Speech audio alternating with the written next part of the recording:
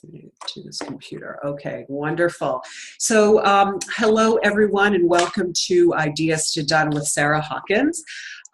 This is when you get to join me in conversation with some of my favorite people a couple times a month where we talk about getting things done in life and in business. And so today my guest is Marissa Bishop. Welcome, Marissa. Thank you. And a little bit about her. Marissa Bishop is a productivity expert who works with busy, ambitious women who feel overwhelmed by everything that needs to get done. They want to live life to the fullest, but can't find enough hours in the day. That sounds familiar. Marissa helps them get organized and make a plan to finally do the things they've been dreaming of. Marissa is passionate about laughing as much as possible, chocolate, having great adventures such as Paris, recent trip to Paris, skydiving, and helping women live fun and full lives. And Marissa can be found at mimibishop.com, but more of that later because I'd really like to talk to Marissa about an article that she wrote for the True North Business Management website on getting things done, like loving your task list. And so yeah, what are we doing wrong with our task list and how can we write a better one? Well, you would be surprised that there are a lot of people that don't even use a task list. So it's important to even wrap your mind around that concept of using one. But when you're using one, it's important also to use it really wisely. So I think there are 3 steps that you can use to really maximize how this tool is used. And I just want to back up for a second because people talk about productivity and apps and, what's the best way to get things done and what's the newest hack. And that stuff is great. And personally, I love that stuff, but it's not for everybody. And I think if you follow 3 separate steps, you can really get a lot done and be organized and really, not be stressed out about things. So the first step is what I like to call is the master list. And this is where you're just putting every single thing that you're thinking about on a list. Mm-hmm. The important thing is, now I would really recommend keeping your master list someplace digitally. So maybe it's a Google Doc or a Word doc or something like that, because things change a lot and you don't want to start crossing things out, but that's really up to you. The idea is as long as your master list is in one place, and you can rely on it and go to it regularly, that will work. So once you've done that, it's a matter of then sitting down and prioritizing what's on that master list and really figuring out, do I want to do this? Or maybe that's not important, or maybe, someone has told me that's a good thing to do, but the more I think about it, I don't really want to do that. So you take it off. Mm-hmm. And then from there, the second step then is then to have a weekly list. And so this is where you kind of make a date with yourself for a half hour once a week, maybe on a Sunday, and you sit down and you map out what the week ahead will look like. And you really have to be realistic about what can get done and be really kind of hone in on what has to get done, right? So there are a lot of things that we feel, this has got to get done this week. But if you really think about it, what's the 1 or 2 or 3 things max that will really move you a little bit forward in your goal that week? So that's the second step, is your weekly list.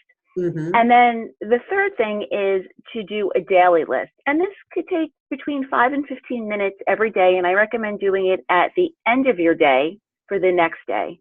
And that's kind of where you take a look and see what your day is like ahead. And this way, when you sit down the next morning, you're not sitting there and you're not saying, or where do I start? Or, let me just check Facebook for a little bit. You're able to just sit down and get right into it. Now, with that said, will things change? Absolutely. I think it's important not to feel so rigid and stuck to the list, because that's where we feel overwhelmed or we start to feel disappointed in ourselves. And that's not the point of this. This point is to use this as a tool to keep us just on track. And as things change, so can your list. If you didn't get something done this week, that's okay. Move it over to the next week. It's all about just having it down on a piece of paper so that it's not up here, because that's where the overwhelm starts. So thanks for that. One of the, your idea of the master list is when I discovered Getting Things Done, David Allen's Yes. process there. And it's just like, get everything out of your head. And Yes. It's so liberating to not have to carry it around in That's exactly right. your head, because it's like, oh my God, you have all these things that you need to remember. I'm noticing that the top of my head is cut off. And to have it on the paper, and you no longer need to like worry that you're going to forget about something. Exactly. And so much energy goes in. You would be surprised how much energy goes into that. Oh my God, I don't want to forget. Yeah. You know, so once that's out of your mind, then you can focus on the stuff that's really important. Mm-hmm. You know, the work that will really move you forward. And so the other thing is that, like, I'm a big fan of doing the list before, like the beginning. You talked about the beginning of the week for the upcoming week, the beginning of the upcoming day. Mm-hmm. And I know from personal experience, when I do that, I am so much more productive because I don't have to spend time thinking about what I need. That's exactly right. Yeah. And I don't waste time because I know exactly here's my day is mapped out in front of me. That's right. That's right. Yeah. So how, you talked about not getting bogged down in like finding the right tool for things. And I'm wondering, there are different schools of thought around the number of things you should be focusing on in a day, and like how many big chunks and how many projects and that sort of thing. Do you have any opinion on that matter, and how do you handle that? I do. Personally, for me, I used to write down every single thing that I needed to do. I found that very overwhelming, you know, and there's a lot of stuff that's very repetitive, right? So every day, like I don't know, checking your email, and that's another conversation we can even have, like how to, manage that. But like you're going to next week. Right. But like you're going to check your email. Maybe there's administrative work that you need to do, and that's the stuff that happens every day. Instead of putting that down on my list, I kind of consider those more almost habits, right? So, or my routine. So that might just kind of be like part of my startup routine or my close down routine, or what I do when I, come back from lunch and I'm sitting down. So that I don't necessarily write all of those detailed steps out, because that's just something I'm doing every day. It takes, less than 15 minutes. So that's how I handle that. I think with the blocks of time, I'm a big fan of blocks of time where you can really get focused. And what I like about it is then when you kind of map out your day or your week, you map out those blocks of time, but you can switch them out if you need to.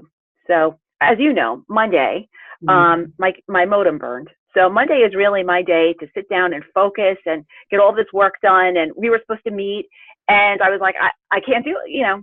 My modem was burnt out, so I couldn't do it. But that I know what I needed to get done in that block of time. So it was easier for me to just get back up and running, because I was able to then look at another block that I had worked out later in my week and kind of take all those tasks and drop them into that other segment of time. Another thing to be aware of is when you function the best. I'm a morning person. So for me, I love to get up and, if I have something that I really have to crank out or focus, and I know it might be a little bit more challenging, I do that first thing in the morning. For some people, it might be later in the day. It's to start to really become aware of what your habits are like and what your strengths are. And so, and this is all there. I see productivity experts, and it's such a big topic, right? And it's like, right. And it all really boils down to what works for you. Absolutely. And, I'm working with somebody now. She's a new executive assistant to a CEO, and this is a new position for her. And so, she's asking me about tools and techniques and various things that would make her help her work better. And I'm sorry, my phone is ringing. I'm just going to ignore that. Sorry, it's going to be distracting for a second. But, my response to that is I always give people like 2 or 3 tool recommendations or technique Yes. recommendations and ask them to like check them out, try them out, see how this works for you. Because, and especially in an executive assistant, an executive, that sort of partnership, not only Right. do you have what works for you, they have the way that Right. you want, and The then manager. there's all sorts of things that go in there. So it really depends on what works for an individual as far as all of the Absolutely. things go. So anyone who says like, here's the last thing you'll ever need to know is like, not really, I don't think that there's Exactly. any truth to that. There's some great recommendations that resonate for me, but I always tweak it a little bit with something else. Right. Absolutely.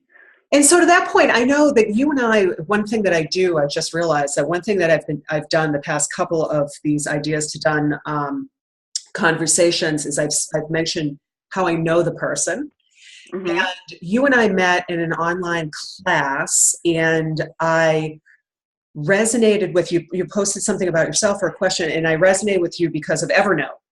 Yep, that's right. And so in terms of like, so your go-to tools, I know that Evernote is one of Yes. Absolutely. I'm definitely a big Evernote fan. It's interesting what you were just talking about with the tools. That's something I realized kind of into my journey, because in the beginning I was if someone came to me and said, I need help getting organized, I'd say, well, you need Evernote, or you need this. And then I realized it's not about the apps, or it's about the mindset, right? Mm-hmm. So, but with that said, I'm a huge fan of Evernote, and I use it really, just to talk about what Evernote is, it's basically a digital notebook, and you can save tons of information to Evernote. You create what's called a note, and then you organize them using notebooks. It has an amazing search function. It can search through PDFs, so you can find things later on. Mm-hmm. It also has a great web clipper, so if you're online, you can easily clip things. I mean, I use it for recipes all the time, and what's so nice is then it's on your phone, so I'm in the grocery store and I want to look up a recipe and it's right there, so it's really handy, and then it syncs across all of your devices. So, I mean, I can't speak highly enough of Evernote. And I use, as you know, I totally geek out on that. So I really use it as my digital hub. And then I use other applications like Google Calendar or Todoist to manage my tasks. But I'm also a fan of writing things down and planning things. I have to show you I'm so excited about this. I just bought a new planner for... Oh, it's that time of year. Yeah, that time of year. So I bought a new one. And I really, I keep the majority of things really in Evernote and Todoist. But then when it's time to really get action oriented is when it goes into when it gets written down.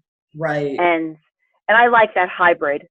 But some people rely completely on digital, or some people just feel completely comfortable with paper. So it's really about what you like and what works. Yeah. And that's I think one of the reasons, well, not only because everyone thinks their thing is absolutely the one, but I think that's why there's so many flavors of options out there, because what works for you doesn't necessarily work for me. And it's the discipline of using the tool, because you started out with this. It's not the tool. That's right. It's the discipline of it. And so like what you said, your steps involve monthly or the master list, the weekly, the master list, daily list. And then that's right. It doesn't really matter where you put it. And I know when I'm doing like a major plan, I've got the pens out and the paper, and I've got these whiteboards that are actually sheets of paper that like. Oh, I didn't even know that existed. What's that? I didn't even know that existed. There are sheets of paper, but they're a whiteboard. It's plastic, so it has that it sticks by static cling, and then you write on it with a dry erase, so you can erase it. Great. And it sticks for, anyway, this is I'm a big fan of that, because I put my big chunks on the wall. Yes. And then if I'm planning, I'll have like each area that, or each big project that I'm working on will have these, like its own sheet, and I'll just like brainstorm that way. But then it all gets down into my project management tool, so then I can delegate. That's right. Which is what Lida was talking about last call. Lida was on talking about delegation. So yeah, task lists and yeah, I think as long as you have really the two major, there's three things. You need a list, and you need to be, and a calendar, and you need to be able to then prioritize. So it's about realizing you can't get everything done. Yeah. You have to get really good at being honest with yourself and saying, okay, this is what I can do, and this is when I'm going to do it. Mm-hmm. And this is what is this is my goal is, I don't know, run a marathon. Well, I've got to run then every day, every day. Like that's got to happen. That becomes a non-negotiable. Yep. So it's about really looking at the things that become non-negotiable to moving your goal forward, and then being diligent about doing that every day. Mm-hmm.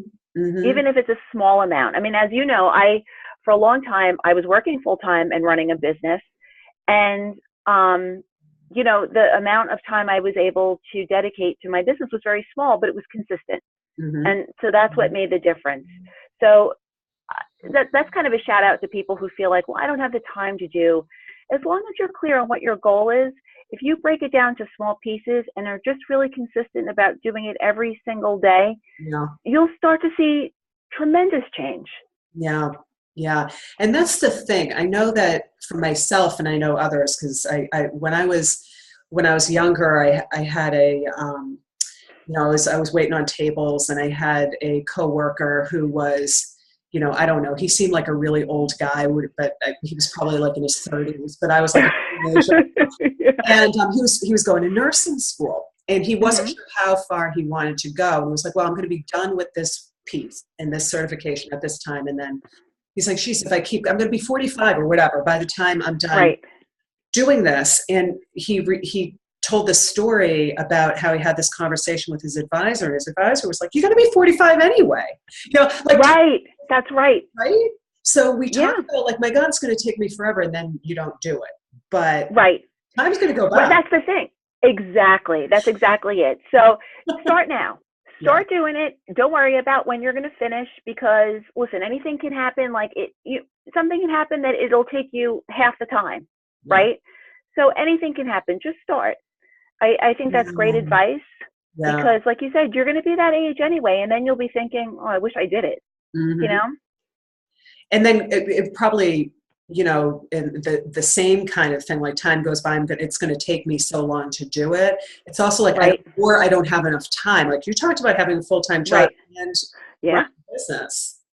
Yeah. For a long time, I did that. And I did that as well. I think a lot of people do. You have to start somewhere. That's right. And in finding those, and it's really hard. And I think, those of us who have been doing it for a little bit longer, it being managing ourselves or, like figuring out how to like get stuff done in a productive way that's not going to like, burn you out. That's right. It's all trial and error. And and also, there are people that just are much more, I don't know what it is. They just seem to like be real dynamos, and they're doing a lot. And like comparison is not good either. No, not at all. I always, you've got to run your own race, in anything. It's all about never, you're going to be ahead of some people and way behind others. If you do that, that's when you start to get caught up in your mind, and you're not running your own race. It doesn't serve you, you know? So everyone's on their own journey. And so setting your own goals and like winning. I have and I'll just give him a shout out. So there's a person I follow, and I'm in his Facebook group on I follow on the internet, Charlie Gilkey. Yes, you told me about Charlie. The productive flourishing. I I talk about him a lot because he's got, Yeah. his message really resonates with me, which is it's Mm-hmm. about the discipline, Yes. not about the Yes. tool. I mean, he's Yes. created a tool. I Right. happen to like his tools, so he's got, Right. Right. but you've got to use them. Yep. That's right. Excuse me. And so that's it's about the discipline. It's about, like, doing it your way, in a way that works for you. And what he calls about winning your goal, excuse me, which is like, you have to set it up so that, the SMART goals, like, so you've succeeded Yes. because you've set up the right parameters. So how do you know That's you're right. done with a thing? And he calls That's them, right. you've He won. How calls do them. you know when you've won? And Okay. Yeah. And that makes it huge. It's such a boost. yeah. One thing I wanted to point out also, and I'm very guilty of this, and it's something that I have worked on in the past few years, is the difference between working on the right goals or the right tasks and the wrong tasks, right? So, Yes. so I've got this long list and I've prioritized and this is important and I'm checking things off my list and I feel great and it gives me a high. But at the end of the day, did those tasks really relate to the goal? So you've got to get really clear on that stuff. And these are the things that, the stuff that you might feel most resistance to are probably the things you should be working on because that's going to push you a little bit closer. And it's the hard stuff. It's the writing the sales copy or making the sales calls or the stuff that's going to make you feel uncomfortable. But those are usually where you get your big leaps from. So Right. so it's important to kind of sit down and when you're thinking about this, to be very clear on that as well. And Mm-hmm. I'm a big fan of making sure you have a lot of downtime also. Some people, I tend to be more introverted. I like to spend time, by myself. I love to go to the movies by myself. That's like a favorite thing. I Yeah. try to, but other people love to be social. I think it's important to know what makes you tick and make sure that you have plenty of that scheduled in also. And I know that Mm-hmm. sounds kind of weird, like I have to schedule my downtime, but otherwise, you find that you're like, you're on Facebook doing something mindless and a half hour went by. Like that Mm-hmm. could have been time you could have done, you know, played with your kids or taken a walk or whatever, Yeah. You'd be surprised how much time goes past and you don't even realize it. I know. And, well, that's true for, like, life, not just with That's right. business. It's like, man, you keep saying, oh my, we should get together for dinner. We should Yes, right. do the thing, and then before you know it, it's a year and you still haven't That's right. made the plan. So there's that too. I was reading something recently. I was thinking about it today, and I wish I could remember where it's from, but it was this idea of rest and nourish and replenishment. Mm-hmm. And I don't think that the article was written from a perspective of business, but just generally, like what our bodies and our psyches need in order to thrive. And it's Right. about, you need your evening rest. You work Mm-hmm. during the day and then you rest at night to come back to whatever you're doing the next day. And then after a week, you need some time. And so you have a couple of days where and then Right. after a period of time, you need a little bit more of a break. And so you have a vacation, you take a couple of weeks. And then, after that, you need a little more time. So you take a sabbatical. Like some people are Mm-hmm. lucky enough to be able to take like months Right. on end or even a year off. Maybe someday I don't think I'd ever take a year off. I mean, I like what I do, but to take a break and do only what I enjoy, Right. you know, Yeah, there's really something to be said about that. I think there's a lot more emphasis on that in the past couple of years of this idea that like you need sleep. yeah. Most people, some people can function. I can't. Most people really do need sleep. Mm-hmm. And this idea of people feeling like it's a badge of honor to work so much. Yeah. And there's some trains of thought that will say, well, maybe you're just not managing your time well, and I get that there are periods of time I've done it. Listen, I've worked all night. I've done it in my corporate career, where there were times I worked, till 10 o'clock at night for a short period of time because I was getting something done. Is that sustainable? I personally, I don't think so. Yeah. I think there's a lot more emphasis on how the brain needs to kind of rejuvenate, and how creativity comes out of that more playtime. Yeah. So it sounds, you're almost afraid to not work, but the truth is you're probably a lot more productive if you do take that time off. Absolutely. Absolutely. That's why they say, the best ideas come when you're in the shower. It's because you're Yeah, not that's doing exactly anything. right. Yeah. You can't be more present than when you're shampooing. Like when you're under it, that's So they even have like crayons that you can write on the wall, right? Like for ideas that you get in the shower. My husband would have a fit if he went into the shower and there were. So, wow, special bath crayons. I should. Yeah, because of that reason, that people get like great ideas when they're in the shower. Wow, that might be a really good client gift. Yeah. Something that's pretty creative. Well, what I want you to do now is just to see, we've been chatting along for a half hour here. I don't know if Elida would like to chime in if she has any questions or epiphanies or comments that she'd like to add. I think you're able to unmute yourself, Elida, if you'd like to do that, and no pressure. Yeah, I'm here. Hi. Hi. This has been such a great conversation. Thank you. I really love the sort of idea of, are you doing the right things? It's one thing to line it all up to the goal, but then are the activities getting you there? That's awesome. Yeah, thank you. That's great. The place I really struggle are what I would call the medium high priority items. So you've got the goal and the stuff that you need to get done for the goal, and you're knocking it out day by day. And then you've got the lower priority but still has to get done kind of junk that fits in the cracks. The place I really struggle to know what to do with are the kind of medium priority, nothing's pressing, but they're there. I feel like I sort of drag them around with me. And that's the thing I'm wondering if you have advice about. Yeah, you're definitely not alone. What I do with those is when I sit down with my weekly list, I color code. So I've got usually 3 red hot items that really have to get done. Either they're time sensitive or they're the most critical to move to my list. And you're right, those are easy to pick out. It's the stuff that I put in orange, right? That's, that middle stuff. And I will pick a couple of them that I know, given with what my week looks like, I will be able to get done. If I can get all of them done, that's great. If not, I just move it over to the next week. I know there's a little bit more flexibility there. The other thing is, when they start to get carried over week to week, that's also a good time to then evaluate how important is it really. Is it something that I'm just carrying over? Is it that important? Is it something I can delegate? It's kind of like the 3 Ds: either do it, delegate it, or delete it.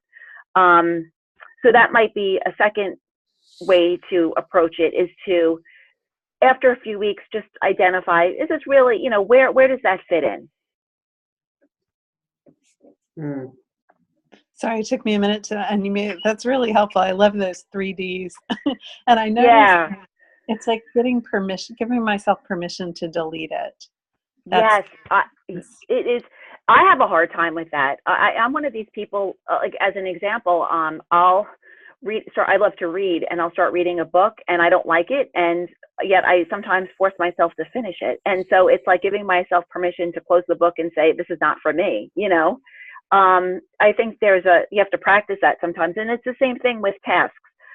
Sometimes they're on our list, and then we realize, maybe this is better suited for someone else to take care of, or maybe I really don't need it, or maybe this is more important and I need to make it a higher priority. Yeah, super helpful. Thank you. You're welcome. Thanks, Elida. This reminded me, again, referring to Charlie Gilkey, he talks about, we make time for the things that are important to us. Right. And if it's something that we don't seem to be getting to, and you said it, Marissa, let's look at that and see if maybe we just take it off the list. Right. Or revisit it. Something I didn't mention, this is another piece of the list that I have. I have a someday section of my master list. Mm-hmm. And so a lot of that stuff that's like, it may not even get done this year. It's a maybe someday. And then every once in a blue moon, I evaluate that. And sometimes it's something that then goes on to a more active piece of the list, or it's something I take off. But that's kind of just like an idea catcher area. I don't have to do anything with it. But again, it's that whole idea of getting it out of my head and onto the list. And, you know, it's something I reevaluate time to time. Great. Great. Well, that's fantastic. So we had a couple of things here I wondered about. So you talked about reading books. And I think a lot of us are, I don't know, guilty is the wrong word to use, but you know, you get a book and you're just like, oh, I need to finish this. I must read this. And giving ourselves permission to stop reading it. Well, what's something that you're reading now or that you've read recently that's been like? I'm reading this book by Brendon Burchard. It's fairly new. It's called High Performance Habits. So I'm reading that, but I'm also I'm not a TV person, but I do like to read at night before I go to sleep. So I recently joined the Book of the Month Club. Remember the old Book of the Month Club? Yeah. And it's the first of every month you get a new selection. It's like Christmas morning for me. I pick out my selection. So I just finished reading. So in the evening time, I like to read fiction. It was called Little Fires Everywhere. I've heard of that. Yeah, I think it's on the bestseller list. It was good. I enjoyed it. So I have a couple of stacks. You know, I have the more business oriented stack and then the fun stack. Cool. I have the same thing. I haven't been getting so much to my business oriented stack. I have a long list of business books I want to read, and I just haven't made time to read them. Right. Yeah. It's hard to find time because, you know, sometimes they're denser and it's harder to get through them. That's true. And I often imagine, I'm going to carve out, and this is a recommendation that somebody made, that you just have reading time in the middle of the day. So on your task list or on your schedule is like, I do that. Or, yeah. Maybe I need to do that. I don't know. Even just 15 minutes. You know, sometimes, especially with the business books, for me, that's enough just to get a concept and kind of think about it and then put it away. It's not like you're sitting there for a long stretch of time because you're not really going to absorb everything. Yeah. So I find that helpful. That's true. And so, so what are you working on now? What sorts of things are you, what's next for your business? What projects have you got? Where can people find you? How can people work with you? All that good stuff. So I'm in the process of relaunching my website. That'll be done by the end of the year. I'm very excited about that. But it is up. People can find me at mimibishop.com. I currently have a package right now. I'm a certified life coach, so I do a lot of coaching around productivity and a lot about mindset on how people can really get clear on what their values are, set those goals, and then kind of execute against them. So that's a lot of what I do. Right now I'm offering a package. It's called Break Free from Busy, and it's all about this idea of getting control of the list and how to manage that, how to use calendars, that kind of thing, really walking people through those very basic steps, but useful because, you know, I think people, they're almost embarrassed. They're like, no, I don't have a list. That's okay. Yeah. Like, you know, that's perfectly fine. I don't care if your list is on a Post-it note or if it's all here. It's the idea is let's talk about how we can kind of get you set up for what works for you. Fun. That sounds like a really fun program and useful. Yes. Thank you. Especially this time of the year as things start to ramp up for people. Yes. Wrapping up 2017 and planning for 2018. This is a big time of year for that sort of thing. So yes. So wonderful. So thank you so much for being on Ideas Thank you. with me, Sarah Hawkins. And for next folks who are for next time, every 2 weeks, Ideas to Done is here on Zoom. And I talk with people in my life about getting things done in business and in life. And so next time I'll be talking with my friend Kim Dawson, and she and I are collaborating on a workshop of like getting ideas done. So we'll be talking a little bit about why this is a great opportunity for people to join us on the workshop, or not, or just these are the sorts of things that we'll be talking about, and so how you could do that on your own if that's better, because not everybody can come to Boston for a workshop. So anyway, I look forward to seeing everybody. You can find out more about True North Business Management on my website, truenorthbusinessmanagement.com, and register for these and other fun events on that website /events. So thanks all. It was wonderful to chat with you, Marissa, and to thank you so much, Elida. I enjoyed it. Thank you very much. Bye now. Bye. Bye, guys. Bye.